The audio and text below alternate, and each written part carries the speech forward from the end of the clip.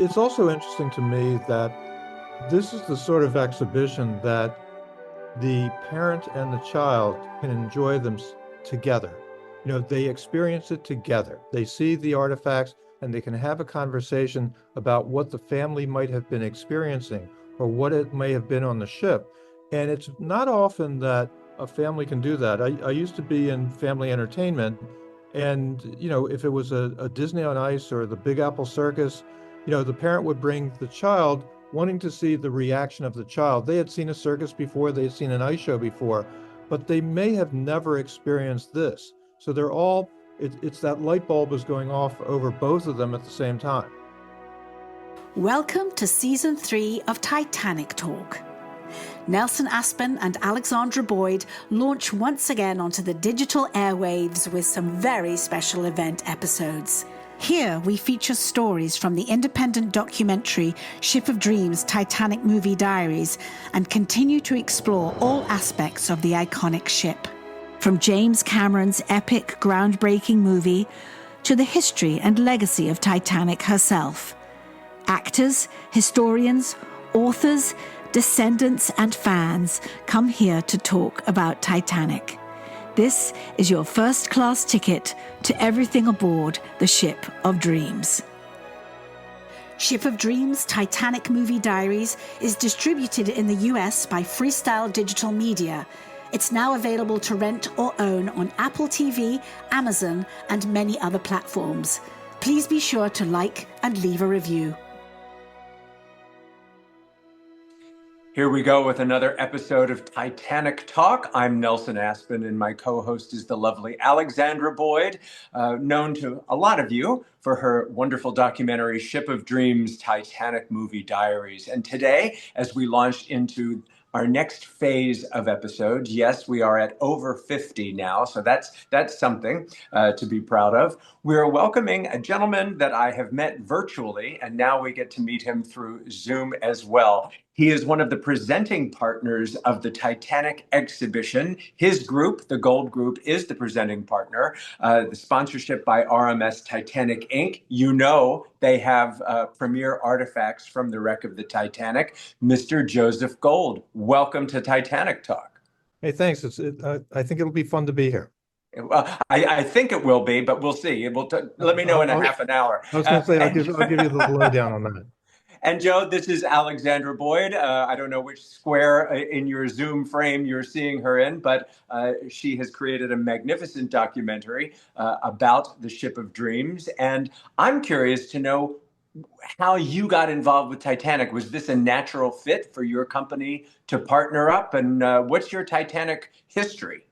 So the history goes back almost 25 years. The Gold Group. So first of all, the Gold Group is a marketing firm that specializes in maximizing ticket sales for touring attractions. And those attractions can be anything from concerts to Broadway shows to family entertainment. Our clients include the Boston Symphony Orchestra, they include the California Science Center, and a number of others. So we've been in the business for about 25 years of selling tickets. And a while back, a friend of mine who worked for a company called Clear Channel Entertainment oversaw the marketing of the Titanic exhibit. And he said to me, he asked me if I could help him market the show. And I said, well, we've never worked in a museum before. And he said, it's really simple. He said, it's the same thing we've been doing. He said, it's just a little bit more sophisticated. And I'm not wearing it now, but he said, you wear a bow tie, everyone will think you're smart, so you'll get by. So we handled, I think it was 2003. And obviously my math isn't that great if I said it's 25 years. We handled the Titanic first in Detroit, and then in Philadelphia, and then in a few other markets around the country. And what we did by handling it, meaning we handled the marketing of the show for those museums. Would you say the appetite for Titanic has grown, or has it, what, if you were to chart the interest in Titanic since you've been at it for over 2 decades, give or take, based on our math, our mutual math challenges, is it at an all-time high, or has it peaked? Is it in a valley? Where are we? I think we're back on sort of climbing back up the ladder here, so to speak. The movie came out in 97. You could put anything out there and people would have bought a ticket for it. and hundreds of thousands of people would see it in a particular city. So now, I think after COVID, people are looking for that sort of immersive, interactive experience, and Titanic really fills the bill on that. And I've come to realize that people in the United States, they don't want replicas, they want to see the real thing. And that's why this exhibit in particular has really piqued the curiosity of the public, and they're coming to see it. Alexandra, you had some interesting statistics we were looking at before we met Joe, just about the demand for Titanic content around the world. I mean, you're in Boston, Joe, and the exhibition we're talking about right now specifically is in Boston, having come from other cities. Alexandra, you have been to a Titanic exhibition, have you not? Yes, Yet? Seattle. It's about to close, but it's been here, I would guess, for at least 4 or 5 months. And I think there's something about bringing young people as well to when you talk about an immersive experience. It's not, you'll take children to Disneyland or to, Disney World, where you go to the Epcot Center and you travel to different places in the world. And I think given the popularity and the intensely deep interest that some people have in Titanic, rather than just seeing a movie or just even watching a documentary, to walk around an exhibit and look at artifacts that were touched by the people in history that we're talking about. I always get that feeling, for instance, when I go, because I go all the time to the Tower of London and see, the crown jewels. But Right. When you do go, you look at these and they almost aren't real. This crown has sat on this number of kings and queens of England since 500 or 600 years ago, and I think there's the same element of the tangibility of something that was there. It holds a certain energy, not to get too ethereal about it, but I think you're absolutely right, and that's why I think our statistics when we were putting a proposal together is, last year there were 41 exhibitions of Titanics around the world, which is extraordinary on one ship. It's also interesting to me that this is the sort of exhibition that the parent and the child can enjoy them together. They experience it together. They see the artifacts and they can have a conversation about what the family might have been experiencing or what it may have been on the ship. And it's not often that a family can do that. I used to be in family entertainment, and if it was a Disney on Ice or the Big Apple Circus, the parent would bring the child wanting to see the reaction of the child. They had seen a circus before, they had seen an ice show before, but they may have never experienced this. So they're all, it's that light bulb is going off over both of them at the same time. This is something Alexandra and I talk about often. The fact that Titanic, of course, an unmitigated disaster, sad, somber event, but it captivates people in a way from a young age. Most Titanic enthusiasts are gripped by her story from an early age, myself included. Why do you suppose that is, as opposed to other terrible disasters? There's something about Titanic. And what do you see when you see the family of patrons coming into the exhibition? Well, there's no question that the movie that came out in '97 really fueled it. But again, here's something that sat on the bottom of the ocean for what, 84 years? No one knew where it was. They made that discovery. They started bringing up artifacts that were recovered from the debris field. Nothing is taken off the ship. So they bring them up. You can see we have one display that has, elements from the ship itself, and there's a toilet, and it's from the third class. And people are talking about the fact that people who were in the third class cabins may never have even seen a toilet before. So there's a conversation about toilets that goes on, let alone the recreation of the grand staircase or the model of the ship or the ballards that sat on the deck of the Titanic that weigh 3,000 pounds. So there's the conversation of the ship itself, then also what it took to put the exhibit together. So it's really a fascinating look at the family experience. Aside from the toilet, are there any personal artifacts that speak to you? I mean, we all have to figure, we all have a relationship with a toilet, but what, I mean, is there something in particular that moves you? A teacup, a thimble, a hairbrush, a comb? There's a suit, and it's a Glen plaid in its design. And frankly, if it were available today, I would buy the suit. The question to me, or the amazing thing to me is, it was under the ocean for 100 years, right? It was not one of the first artifacts to come up. So how did it survive? How did it survive the elements of 100 years at the bottom of the ocean at 12,000 feet? And what I found is that if it was within leather casing, it would be preserved. Metal that was brought up, or the dishes. We have one display of au gratin dishes that there's a photograph of it at the wreck site. And then they've displayed it in the sand right at the exhibition. So people are enamored by this. The other is that, you can tell people that the water temperature was 28 degrees, but we have a sheet of ice that you can put your hand against and feel how cold it was. And, how did somebody survive any time in that water, let alone, you're gonna succumb to hypothermia in a matter of minutes. So just imagining what the passengers had to go through.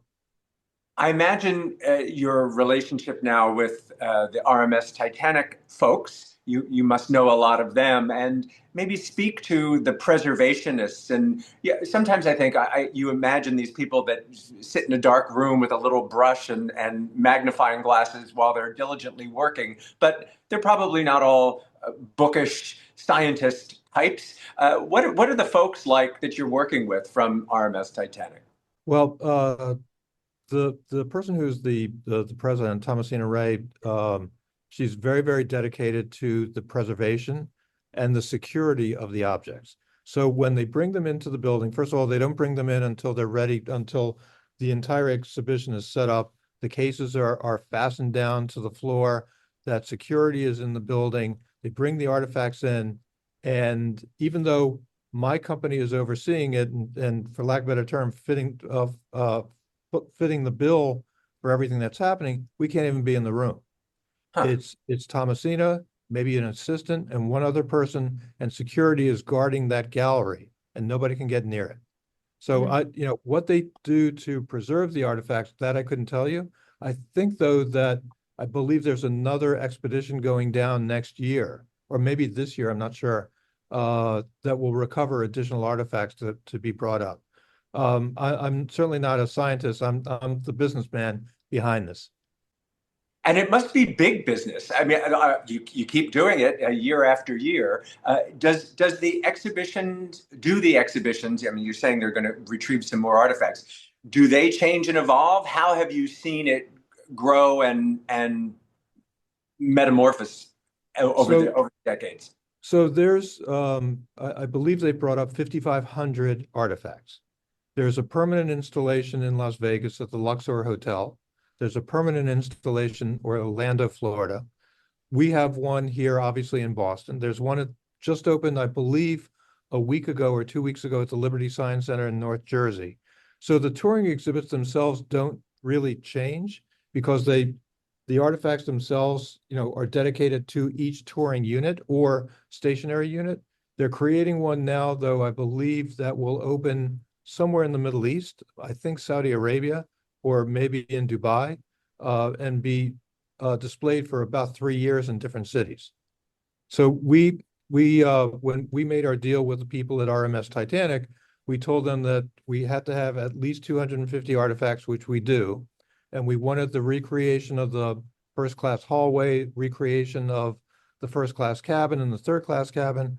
But the real, eye opener is the grand staircase that there's no question that I think people enjoy that more than the artifacts themselves. Walked up and down that damn grand staircase for the first 18 hours I was on the set. So I'm very familiar, not with that top piece where the clock and everything is, but there's another story down under there, which goes into the first class dining room. And boy, were my feet sore, but yeah, it was worth it. and I will tell you, I've experienced the Titanic in Las Vegas. It's spectacular.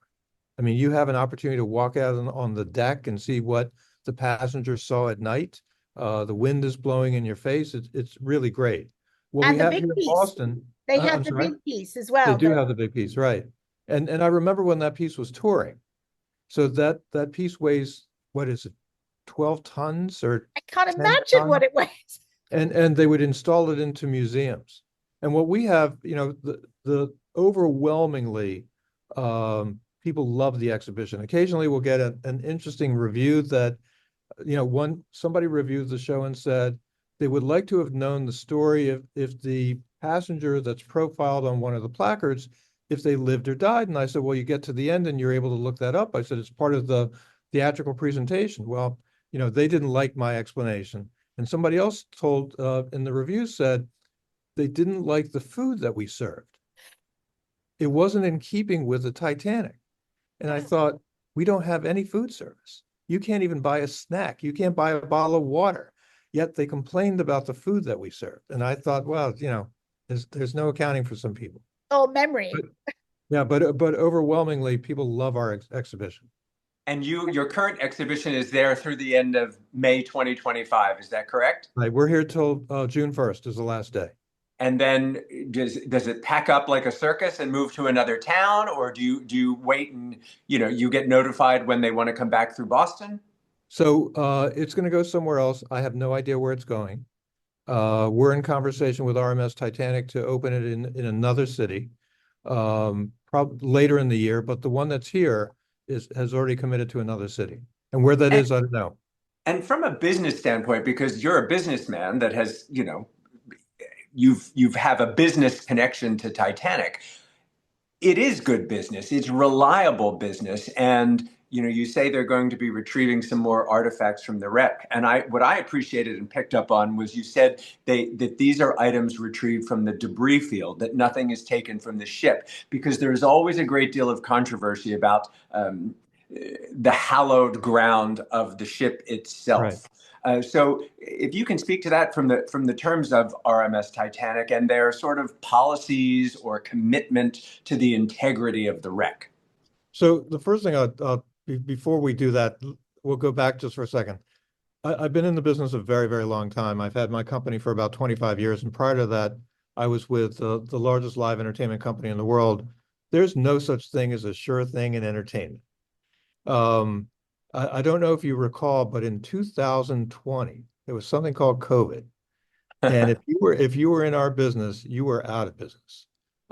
We did not, there was an 8-month span of, we didn't see anything. I had the best lawn in my neighborhood because that's all I had time to do was take care of the lawn.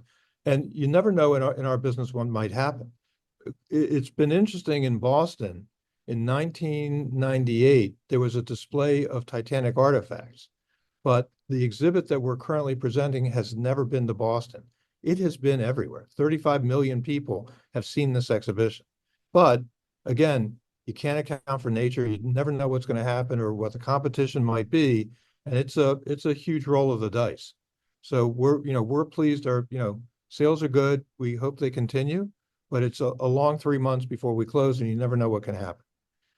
As far as, remind me, it has to do with taking something off the ship. One, I believe there's maritime law that prevents it. And the people at RMS Titanic are very respectful of that.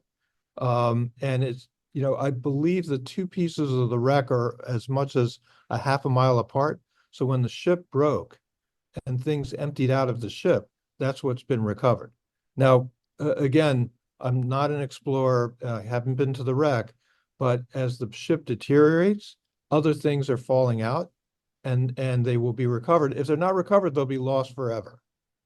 So the question that, is that is always asked is it better to have these items and understand what that story was, or just lose them to nature?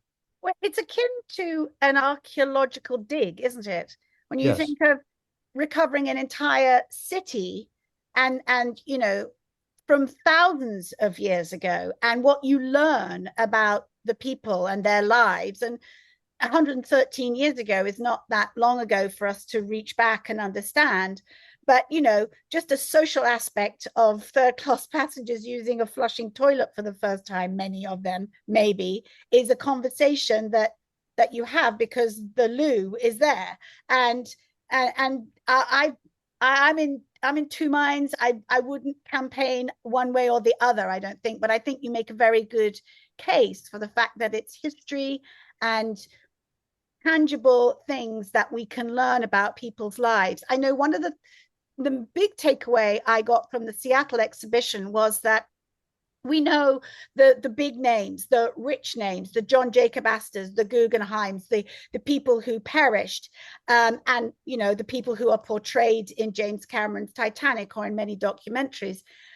But what came to the front in the exhibition were the smaller stories and the survivors and people that I'd never heard of, because guess what? There's 2,000 plus lives that have a story, and that was fascinating to me, that this, we will never stop finding the stories or finding new stories or being able to tell them. That's coming from a storyteller. Well, everybody that comes to Titanic, the Artifact Exhibition in Boston, is given a boarding pass. And on the boarding pass, it has the name of a passenger, has a little bit of a history of them, and the guest gets to follow their journey. So the first gallery that you go into is the design and manufacturing. And you see, how it was designed. You see pictures of Titanic. You see elements that were on the drafting table or tools that were used to manufacture the ship. And going back to the conversation about the parents speaking with their children, and the children are anywhere from 8 years old to teenagers, that they're experiencing it together. Oftentimes, when they get to the end and they see if their passenger lived or died, I've heard families that say, we all died. And others that, or they'll get the boarding pass and it'll be third class, and they just assume that the third class passenger perished. And that's not always the case. So it's been really interesting to see that. Were you ever able to identify the suit that you mentioned that you liked? Do you know the person to whom it belonged? It is on the placard, yes. It is there. I just don't know the name of the person. And I got to tell you, it's a great suit. Well, it sounds like it's with Scottish wool. Did you say it was a Glen Plaid? The Glen Plaid, yeah. Yeah, They call it something else, though. I just remember I used to wear a suit like it, and I remember the pattern was a Glen Plaid. Yeah, but the wool would be long lasting and for good reason, because of the weather in Scotland. That's why, a lot of our weather clothing comes from Scotland, made out of Scottish wool. Right. I would assume it must be very moving. I'm looking forward to visiting myself soon. You mentioned the debris field, and one of the things that I had realized rather recently in my Titanic journey about the debris field was that when Dr. Robert Ballard was searching for the wreck, when they knew they were close and they were just sort of milling around trying to find it, it was the debris field that led them to the wreck because of the great distance in between the stern and the hull. So we wouldn't even be having this conversation were it not for the breaking up and the debris field that enabled him to pinpoint the wreck. And interestingly, Dr. Ballard is based out of the Woods Hole Oceanographic Institute, and that wouldn't be too far from you, if I'm correct geographically. No, not at all. Actually, we invited a few people from Woods Hole to join us, and I think over the course of time, a few people have come over.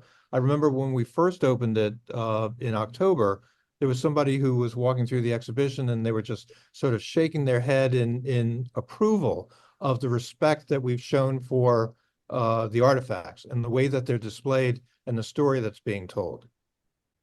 That's nice to hear, because that was one of my questions about the Titanic, RMS Titanic Inc., because we know they would be very concerned with preserving and caring for the artifacts from the point of view of its value. But those of us who are besotted with all things Titanic also care about preservation out of respect for the people that were lost. So that's lovely to hear. And I know Dr. Ballard has talked about how, well, now, with the jeopardy that's involved with visiting the wreck, that we have enough information now to make a virtual visit possible, as opposed to risking your life going down in some sort of submersible Take situation. virtual. I'll Yeah. take virtual. Yeah, Joe, would you go if you had the chance? Would you dive No. down? Now, I can tell you right now, no, because in my business, I travel a lot, and I probably have 5 million air miles of traveling around the world and a number of shows that we've done. I have a terrible fear of flying, Okay. and every flight I medicate. So to be in that cylinder, to go down 12,000 feet, and it takes 2 hours, and I have friends who have done it, and they said it's pitch black, and no sound, and no thank you, not Well, for me. that's why we have the exhibition, right? And Right. I was reading some of the statistics. It's a 15,000 square foot exhibition. So, I guess you could spend an hour or you could spend a day wandering around and examining everything. Do you get a lot of repeat business, school trips? I'm going to want to also, in addition to enjoying what I see in the exhibit, sort of people watch and examine sociologically who's coming and going. We've probably had 7,500 school kids come through already. We expect that'll, I don't think it will double, but we'll probably have, 10,000, 11,000 school kids by the time we close. It's really been fascinating to see it. People love the exhibition. I mean, they really love the exhibition. The Hindenburg just wouldn't have the same impact. Although it did have an impact. Yeah. Yes. And Boston being a nautical town, I have not spent significant time in Boston, but you must also be a great ambassador for the city. So if we come for a weekend, in addition to the exhibition, what are some must-do activities while we're in Beantown? So once a month, this is tied into Titanic, but once a month, we're doing a partnership with Arthur Murray Dance Studios, and you can take a dance lesson on the Titanic, which sounds a little bit interesting, but the first time I went to watch the people, and we had about 30 people show up, and everybody had two left feet, and within an hour they were doing the waltz on the grand staircase, and I have to say, it was fantastic. But if you come to Boston, between the Museum of Fine Arts, the Isabella Stewart Gardner Museum is really a fantastic place to see. The restaurants are plentiful and they're everywhere. You go to Faneuil Hall. I did a staycation about 2 weekends ago, and I saw parts of Boston, even though I've been here for over 30 years, parts of Boston in the North End that I hadn't set foot in before. So Boston's a great place to visit. I was going to say, I'm sure one of our listeners will correct me if I'm wrong about this, but I seem to recall that the musicians that were on board Titanic, they were not a band that would play for dancing. There was actually no dancing aboard Titanic, and someone will reach out to me and correct me if I'm wrong about that. But I love the idea of it, and I think I read something that while you don't serve food at the exhibition, as you mentioned, but there are theme nights where perhaps you would recreate a meal from Titanic. Yeah, right across the street is a restaurant called Davio's, and Davio's is a Northern Italian steakhouse, but they have a Titanic menu, and we gave them the menus from first, second, and third class, and they've recreated it. We also work with probably 3 or 4 other restaurants in the area, and they put together signature cocktails, or they'll do something from the menu. It's been, the participation in the city of Boston has been fantastic for us. It sounds great. It sounds like something that anybody would love to see, whether or not they have a natural penchant for all things Titanic. I can't wait to see it. Alexandra's already one ahead of me, having seen the one in Seattle. But yes, we would encourage everyone to get to Boston before the end of May to check it out. I'll be coming to do a book signing and look forward to meeting you in person. And what if I get the ticket, the passage, the ticket when I enter the exhibition, and it's Milton Long? That would be something. Because that was I'm convinced Milton was my role in another world. So we'll see. Joe, we're grateful for your time, and we will check out. The website is titanicboston.us, and we'll also post it in the description here on the podcast. Best of luck to you, and Any last thought of the one thing that will tease us the most to see beside the toilet? The toilet's good. Don't pass it up. Well, you want to visit it at least once.